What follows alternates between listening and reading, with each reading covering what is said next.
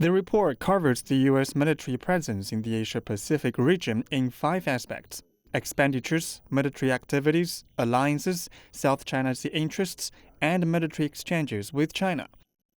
According to the report, the proposed U.S. defense budget for fiscal year 2016 was more than $585 billion, an increase of about 4% over the previous fiscal year. The proposed budget request for 2017 is $583 billion, almost the same as that of this year. By 2015, the U.S. had 368,000 military personnel in the Asia-Pacific region. That accounts for more than half of its total military forces overseas.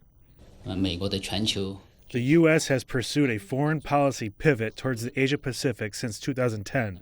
Their military activities in the region since then have drawn worldwide attention. So we believe such a report will help offer references for the international community to study the U.S. military presence and future security situation in the region, especially in the South China Sea. U.S. warships periodically approach territories in the South China Sea that China lays claims to. There have been concerns about what direction U.S. President-elect Donald Trump will take towards the region. But when talking to the Australian Prime Minister earlier this month, Trump said the U.S. military presence has been an absolutely essential foundation for regional peace and stability.